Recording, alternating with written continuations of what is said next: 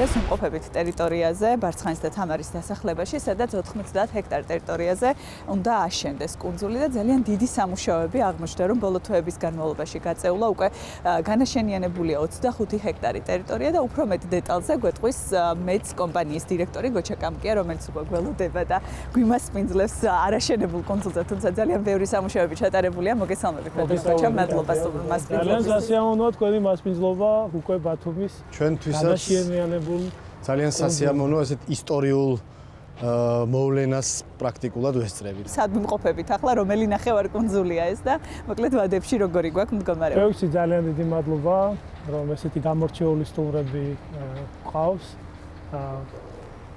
ახალ განაშენიანებულ ტერიტორიაზე, რასაც ქვია ბათუმის კუნძული და ჩვენ ნამდვილად ვამაყობთ, რომ სიტყვა, რომელიც დავდებით სახელმწიფოს წინაშე წინწრებით ვასრულებთ და დღედაღა მივდივართ წინ განვითარების შრომით და ის იდეა, რომელიც ჩავდებით ამ კუნძულის განვითარებაში, ძალიან სწრაფი ტემპებით რეალიზდება.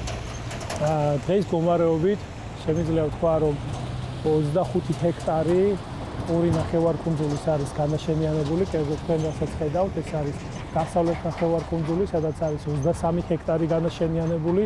ჩვენ ამასობაში არ ვკარგავთ დროს და ძალიან კარგ ფეხზე ჩამოხვედით, რომ სულ ახლახანს დავიწყეთ მეორე ნახევარკუნძულის განაშენიანება, სადაც კიდევ 2 ჰექტარი არის დამატებული ამ ტერიტორიას. როდესაც ასეთ მასშტაბურ პროექტზე ვსაუბრობთ, მნიშვნელოვანია მოვყვეთ ის კვლევები, რომელიც ჩაატარა კომპანიამ, იმიტომ რომ ამ ნაწილში ძალიან ბევრი კითხვა ისმის, მათ შორის ეკოლოგების მხრიდანაც.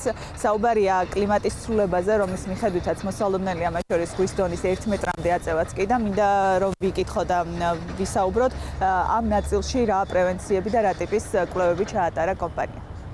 პირველ რიგში ჩვენ დავაღვნიშნოთ აღიარებული ფაქტი, რასაც ვერ შეცვლი, რომ ბარცხანის ტერიტორია ცნობილი იყო როგორც ისტორიულად ნავთობით დაბინძურებული ტერიტორია. შესაბამისად, კომპანიამ უკვე გეზეშის ანგარიშივე ჩადო აღნიშნული ტერიტორიის გაწმენდის მექანიზმები, როგორ უნდა მოხდეს და შემდეგ როგორ უნდა მოხდეს აბსოლუტურად ეკოლოგიურად სუფთა განაშენიანების მიღება აღნიშნულ ტერიტორიაზე. უმნიშვნელოვანესი კვლევა, რაც აგრეთვე ჩატარდა, ეს იყო დაახლოებით 7 თვის განმავლობაში მიმდინარეობდა წყლის მოდინების მიმართულებების შესწავლა, კერძოდ დაიჩიპა ზღვის მთლიანი ტერიტორია, რომელიც პირდაპირ გადაეცემოდა პროექტანტს, რათა მიიღო შესაბამისი რეზულტატები. ამ აკვატორიაში ზღვა ღეღვის შედეგად რა მიმართულებებს ღებულობს და ამის შემდეგ მომხდარ იყო კონსტრუქციული გაანგარიშებები და შესაბამისი ჯებირების აგება, რათა ზღვის ღელვა და ჯებირი მოქცეულიყო აბსოლუტურ ჰარმონიაში ერთმანეთთან. რაც შეეხება გლობალურ დათბობას, რა თქმა უნდა, ნომერ პირველი ამოცანა და ეს არის დაანგარიშებული მონაცემი, რა დონეზე შესაძლებელი არის, რომ ზღვა მოიმატოს ზღვის გლობალური დათბობის შედეგად და ეს მონაცემები აბსოლუტურად პირველ რიგში არის გათვალისწინებული ბათუმის კუნძულის შემთხვევაში. კერძოდ ჩვენ ზღვის დონიდან ნაპირ დამცავი ჯებირების გარდა ავდივართ 3 მეტრის სიმაღლეზე ზღვის ნიშნულიდან, რაც ფაქტობრივად აბსოლუტურად გამორიცხავს რაიმე ზემოქმედებას გლობალური დათბობის შედეგად მიღწეული მაქსიმალური ნიშნულის მიღწევის შემთხვევაში. აქედან გამომდინარე, ბათუმის კუნძული არის აბსოლუტურად უსაფრთხო, კუნძული არის მუდმივობაზე გათვლილი და ის არის ბევრად უფრო მყარი, ვიდრე ეს არის ბათუმის დანარჩენი ტერიტორია, ვინაიდან დანარჩენ ტერიტორიას ბათუმზე ჩვენ ვიცით, რომ აქვს გამოწვევები და ჭირდება გამაგრება, ხოლო ჩვენა განსახლებას ვხდებით თავიდანვე კონსტრუქციულად გამაგრებულ მდგომარეობაში. ჩვენგან როცა გავიხედავთ პარალელურ რეჟიმში მშენებლობისა და ძალიან დიდ მოქმედებებს ვდგამთ, რომ დროებით ეს შევზღუდოთ, იმიტომ რომ მაინც სამშენებლო ობიექტად ითვლება, ვითარდება თევზაობა. და რატომ? ამას ხო თავისი მიზეზი და თავისი კითხვებზე პასუხები ჭირდება, რა?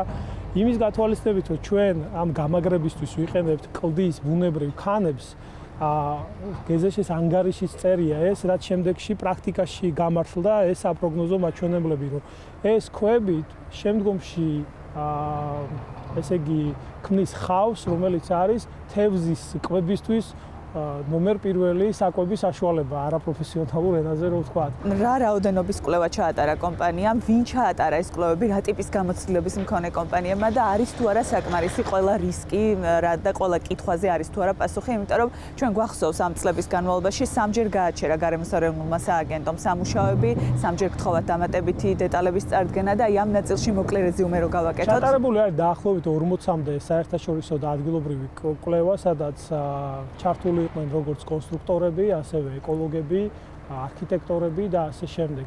ძირითადი კომპონენტი ეს მოიცავდა როგორც გარემოს პირობების, ასევე ზღვის, აქ თათა სისტემა არის, მდინარის მონაცემების დაგროვებას და 1000 წლეულზე გადამრავლებული ფორმულით ყველა იმ რისკის შეფასებას, რა გამოწვევად თეორიულად შესაძლებელია დადგომოდა ბათუმის კუნძულს.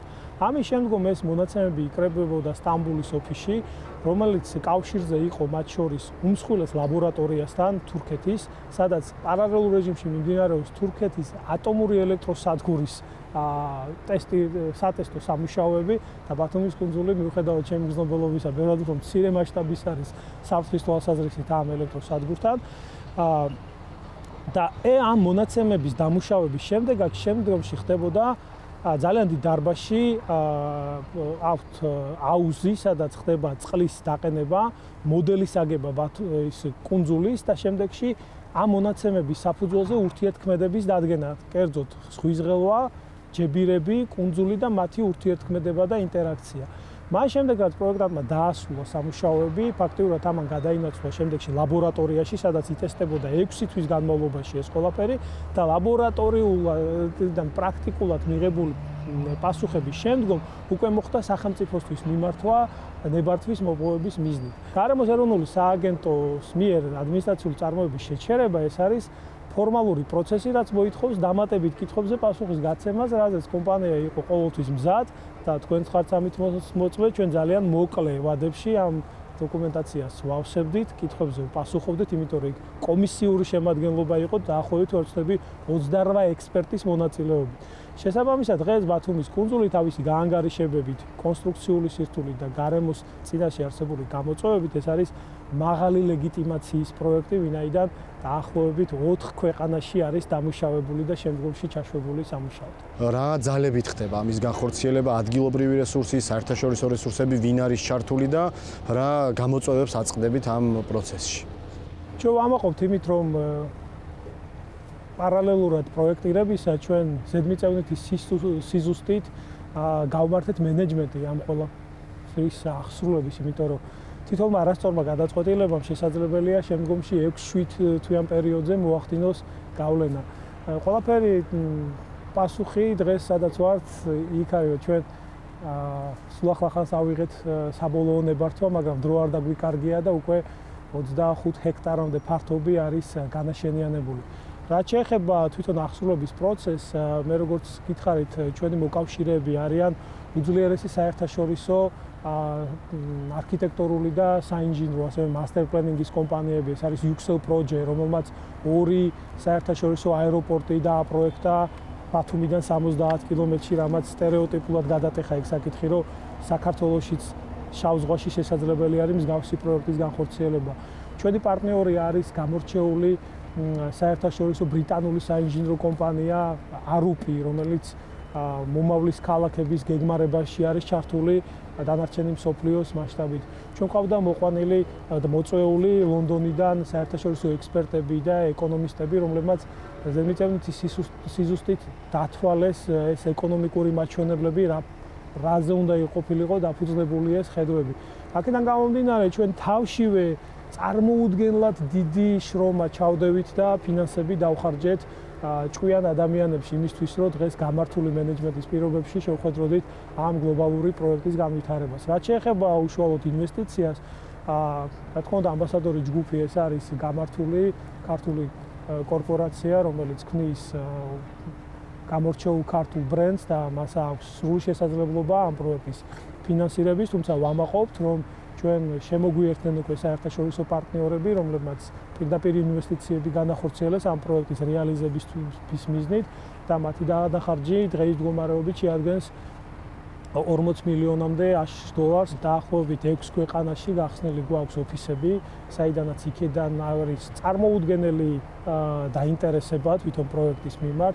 მე შემიძლია დავასახელო პირველ რიგში რა თქმა უნდა ისრაელი ჩვენი მეგობარი სახელმწიფო, პოლონეთი, მალე ვაპირებთ ჰონკონგში ოფისის გახსნას და იქედან დავაანონსებთ პროექტის რეალიზების მიმართულებებს და აღმოსავლეთ ევროპის ქვეყნები და დასავლეთ ევროპისკენ მიყურები ძალიან აქტიურად. ვიდრე დეტალებს მიმოვიხილავთ რა იქნება კუნძულზე, მინდა გკითხოთ წყლის და კანალიზაციის თემა. ეს არის ასევე თემა, რაზეც საუბრობენ მათ შორის ეკოლოგები და გარემოს დამცველები. ამ ნაწილში რამდენად როგორ იქნება ეს საკითხები მოგვარებული და ცირკულაცია რამდენად იქნება საკმარისი? პირველ რიგში შევეხები წყლის ცირკულაციის საკითხს და ეს პრობლემა აბსოლუტურად არის მოხსნილი, ვინაიდან საპროექტო გადაწყვეტა ისე არის მიღებული, რომ აბსოლუტურად არანაირი პრობლემა არ ექნება წყლის მოძრაობას შიდა აკვატორიაში. აქ პროექტანტების მიერ გამოყენებული იქნება ამერიკული დათვლის სისტემა, რაც გამოითვლება, თუმცა ჩვენ მაინც დამატებითად მივიღეთ გადაწყვეტილება, რომ შიდა სისტემებში ინტეგრირებული იქნება ცხაურები, რომელიც მოახდენს ამ წყლის ცირკულაციის სტიმულირებას, რათა უფრო მეტად იმოძრაოს წყალმა, აქედან გამომდინარე ეს პრობლემა არის აბსოლუტურად მოხსნილი. ჩვენ ხედავთ ყოველ ზაფხულს, ვინც ბათუმს ხშირად ვსტუმრობთ, რომ არის საშინელი საცობების სეზონზე ბათუმის შემოსასვლელში ფაქტობრივად კილომეტრიანი საცობებია ხოლმე. ამხელა მიზიდულობის ცენტრის გაჩენა, როგორ ფიქრობთ, რამდენად შეუძლია ქალაქს ამ ყველაფრის დატევა და ამის პრევენციისთვის და იმისთვის, რომ უფრო მეტად არ გართულდეს ეს საკითხები, რა ტიპის გადაწყვეტები აქვს კომპანიას მოფიქრებული? აქ მთავარი ქვაკუთხედი არის ის, რომ გარდაუვალი მოცემულობა, რომ ქალაქი უნდა ვითარდებოდეს. ბოლო პერიოდში ბათუმის საინვესტიციო მიმართულებით იყო ერთ-ერთი ყველაზე აქტიური მიმართულება არა მარტო ქართულ ბიზნესში, არამედ საერთაშორისო ბიზნესში და ამ ყველაფერს ჩვენ უნდა ვიამაყოთ. თუმცა აგრეთვე იყო განხილვები საზოგადოებაში იმ თვალსაზრისით, რომ ეს მსხვილმასშტაბიანი ინვესტიციები მიმართული იყო ქალაქის ისტორიულ ზონებში, რაც მეხსიერებას და არქიტექტურას გარკვეულწილად ზემოქმედებას ახდენდა და აზიანებდა. ჩვენ ამ თვალსაზრისით შევქმნით ფაქტობრივად ახალი სივრცე, რომელიც ბათუმს აძლევს კარგი გაგებით ამოსუნთქვის საშუალებას, კერძოდ იმ მიმართულებიდან ეს საერთაშორისო ინვესტიციები იქნება ახალი მიმართულებით გადამისამართებული და ქალაქი ერთის მხრივ არ გააჩერებს პროგრესირებას და მეორეს მხრივ ჩვენ მივიღებთ წინასწარ გააზრებულ ძალიან მაგარ ადგილს. რამდენ ადამიანზე გათვლილი იქნება? რამდენი ადამიანი უნდა დაიდიოს კურორტ? 50,000 იუნიტი იქნება აქ, რაც მოიცავს როგორც სასტუმრო ნომრებს, ასევე ვილებს, აპარტამენტებს და რამდენი შენობა უნდა აშენდეს და რამდენი სართული? აქ არის 24 საინვესტიციო მიწის ნაკვეთი, რომელსაც აქვს თავისი ტექნიკურ-ეკონომიკური მაჩვენებლები, დანარჩენი ეს არის ინდივიდუალური მიდგომის საგანი, რა მასშტაბზე გათვლის თვითონ ინვესტორი თუ მშენებელი კომპანია ამ პროექტს. თუმცა დადგენილი კაორი, რაც არის ქალაქში და საქართველოში მიმდინარე, ჩვენ ამ კაორს არ შევხებივართ. რა არის მაქსიმალური სართულობა პროექტების, რაც აქ განთავსდება? მაქსიმალური სართულიანობა დღეს რაც ჩვენ საშუალებას გვაძლევს და პირველ შენობას ვანვითარებთ, ეს არის 52 სართულიანი მულტიფუნქციური კომპლექსი, რომელიც მოიცავს სასტუმროს, აპარტამენტებს, ლაუნჯს, ინფინიტი ბასეინს და ასე შემდეგ. თუმცა სართულები თამაშობს ნახევარკუნძულზე, ხოლო რაც შეეხება თვითონ კუნძულზე, მოხდება არაუმეტეს 2 სართულის განაშენიანება, რაც მოიცავს საკონცერტო დარბაზს, მარინა კლუბს, ვილებს და საპარკე შიდა სივრცეში გადაადგილებები როგორ მოხდება, დაგეგმილი როგორ არის? ნახევარკუნძულებზე იმოძრავებენ ავტომანქანები და გათვლილი იქნება საპარკინგის სისტემები და სწორედ იმდენი მანქანა შემოვა კუნძულზე, რამდენიც საპარკინგის სისტემა იქნება გათვალისწინებული. სხვათა შორის ამ მიმართულებით მაქვს სიახლე, რომ ჩვენ დღე-დღეზე მოვაწერთ უკვე საჯარო და ანონსებულ ღონისძიებას ხელს ამ კუნძულზე გვინდა ჭკვიანი ქალაქის განვითარება, რაც საქართველოში კი არა, რეგიონში პირველად ხდება, სადაც თავიდანვე ხდება მსგავსი დატვირთვების გაანგარიშება და ქალაქი თვითონ არ გაძლევს საშუალებას იმაზე მეტად იყოს გადატვირთული, ვიდრე მას გააჩნია ამტანიანობა და ეს მოხდება დიჯიტალ რეჟიმში. რაც შეეხება თავად კუნძულზე, ჩვენ აქ მაქსიმალურად შევზღუდავთ მანქანების მოძრაობას, იქ იმოძრავებს მხოლოდ გოლფკარები, იქნება მაქსიმალურად ფეხით მავალ ადამიანებზე გათვლილი. ერთი სიტყვით, კუნძულით სრულად დაეთმობა რეკრეაციას, ხოლო რაც შეეხება სამანქანო სივრცეებს, ჩვენ ნახევარკუნძულებზე გვაქვს ეს გათვალისწინებული. ეკონომიკური სარგებლიანობა როგორი იქნება? ჩვენ რაზეც ვსაუბრობთ, ეს ეხება მაღალმხარჯველუნარიანი ტურისტების მოზიდვას. ხო, კონცეფციაც მე მგონი ეს არის. აი ამ ნაწილში რა ტიპის გათვლები იქნება და ასევე ძალიან საინტერესოა ჩვენი გადაცემის პროფილიდან გამომდინარეც, რა შეიძლება ღირდეს უძრავი ქონება ბათუმის კუნძულს. ჩვენ თავად გვინდოდა რომ ბათუმი როგორც ტურისტული მიმართულება, როგორც პროგრესირებადი შეგვეტანა ჩვენი წვლილი განვითარებაში იმ მხრივ, რომ ბათუმი უნდა იყოს ძვირადღირებული ქალაქი. ჩვენ ყველას პატივს ვცემთ, მაგრამ ჩვენ ძალიან გვჭირდება მაღალ ხარჯველუნარიანი ვიზიტორები. სწორედ ეს ფილოსოფია არის ჩადებული ამ კუნძულის განვითარებაში და ის გათვლილი არის როგორც მაღალხარჯველობით უნარიან ტურისტებზე და მაცხოვრებლებზე და ასევე დასაქმებით დაინტერესებულ ადამიანებზე, აგრეთვე მსხვილმასშტაბიან ინვესტორებზე, კერძოდ ჩვენ თავშივე ეკონომიკურად გაანგარიშებული გვაქვს თითოეულმა მიწის ნაკვეთმა რა ეკონომიკური სარგებელი და რა ეკონომიკური ეფექტი უნდა მიიღოს. რაც შეეხება უძრავი ქონების განვითარებას და ღირებულებას, ჩვენ თათი ამას დავაანონსებთ ცალკე და თქვენის ნებართვით წავდგებით ცალკე პრეზენტაციით საზოგადოების წინაშე. რეგიონი რამდენად მზად არის ინფრასტრუქტურულად, ძვირად, ანუ მაღალმხარჯველი ტურისტების მისაღებად. გულისხმობ, აი წეგან თათია სხვადასხვა შეკითხვას, რომ მაგალითად ბათუმში შემოსასვლელი გზა საკმაოდ იჭედება სეზონზე. აეროპორტის ზომა საკმაოდ პატარაა, ესე თუ გავშევხედავთ, ხო და აი ამ მხრივ რამდენად გვაქვს მზაობა, რომ მივიღოთ მაღალმხარჯველი ტურისტები. ამ მიმართულებით ჩვენ გვაქვს შემდეგი მოსაზრება, რაც ეფუძნება აჭარაში ტრადიციულ გამონათქვამს. თუ არ დაიწყე, არასდროს არ დაიწყება.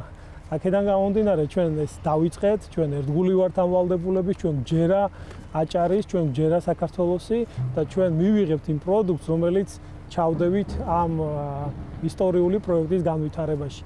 რაც შეეხება დატვირთულობას გზების, აქ არის კარგი ფაქტი ის, რომ ჩვენი პროექტი ფაქტობრივად იმყოფება ქალაქის შემოსასვლელში, სადაც ბათუმის ისტორიულ უბანში არ გიწევს შესვლა, ისე უკვე შეგიძლია მოხვდე ბათუმის კუნძულზე. თუმცა თუ ვიღაც მოფრინავს, ძალიან რთულია აეროპორტიდან მთელი ქალაქი უნდა გამოიაროს და აქამდე მოვიდეს. დათვლის შედეგად დაახლოებით 15-დან 20 წუთამდე არის გათვლილი, იმიტომ რომ სატრანსპორტო სქემებში ჩვენ ეს დავითვალეთ, რათა ბათუმის აეროპორტიდან სეზონზე ბატონო კოჩა. მანქანით მოხვდეთ. ეხლა იმიტომ რომ ერთი გზა არ მოდის აქ შემოვლითი გზა ბათუმში გაიხსნა, არ დაგვავიწყდეს ეს ძალიან გათვირთა ამან მოძრაობები და ჩვენ არუფთან ერთად ეგრეთვე ჩავდებით ჭკვიანი სისტემები ქალაქში, ეს არის ვერტფრენის და საჰაერო ტაქსის მომსახურების სერვისები, რაც არის მომავალზე გათვლილი, მაგრამ ეს რა თქმა უნდა საქართველოში შემოვა.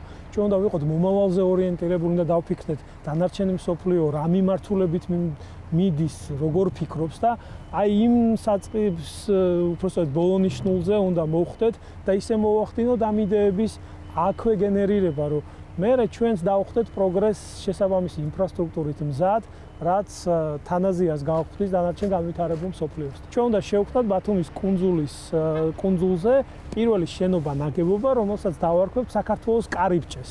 ვინაიდან საქართველოში კარის კულტურა ყოველთვის სტუმარ-მასპინძლობასთან დაკავშირებული იყო და ოჯახის კარების გაღებასთან. აქედან გამომდინარე, მე დამიჯერებ მთელი საქართველო იამაყებს ამ გამორჩეული არქიტექტურული ნიმუშით, რომელიც სპეციალურად დაიწყო ამბასადორი ჯგუფმა მეორე ნახევარკუნძულის სწრაფ რეჟიმში განვითარება, რათა რაც შეიძლება სწრაფად აი ამ პროექტის განვითარება და რაც შეეხება კუნძულს სად იქნება?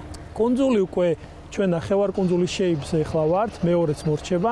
ამის შემდგომ უკვე დაიწყება კუნძული, სადაც ორი ნახევარკუნძულის დაკავშირება მოხდება კუნძულთან. თვითონ კუნძულზე გათვალისწინებული არის 7 ჰექტარი ტყეპარკი. ჩვენ მაქსიმალურად კუნძულს მოვაშორეთ ეკონომიკა. რაც ნიშნავს იმას, რომ ეს უნდა ყოფილიყო მაქსიმალურად საზოგადოებაზე ორიენტირებული, იმიტომ რომ თითოეული ადამიანი, რომელიც აჭარაში ჩამოვა, კუნძული ყველას დააინტერესებს, რომ მოინახულოს. აქედან გამომდინარე, ის უნდა იყოს მაქსიმალურად საზოგადოებაზე ორიენტირებული. რა ვადებში გვექნება საქართველოში პირველი ნახევარკუნძული და კუნძული? ჩვენ დაახლოებით 5 წლით ვუსწრებთ საინვესტიციო ვადებს. 2028 წელს აქ პირველი ბინადრების მიღება არის აბსოლუტურად პროგნოზირებადი. მადლობა ბატონ გოჩა ინტერვიუსთვის, წარმატებები პროექტს და იმედს ვიქონიებ და მინდა რომ ასე იყოს, რომ ნამდვილად გამორჩეული ხარისხის პროექტი მივიღოთ და ყველა კითხვა რაც არსებობს, ყველა მხარის მხრიდან იყოს პასუხგაცემული. მე წარმატებებს გისურვებთ, ძალიან საინტერესო პროექტია, დარწმუნებული ვარ მე რომ ძალიან მნიშვნელოვან როლს ითამაშებს აჭარის და ბათუმის განვითარებაში. ძალიან დიდი მადლობა კიდევ ერთხელ სტუმრობისთვის, გულშემატკივრობისთვის.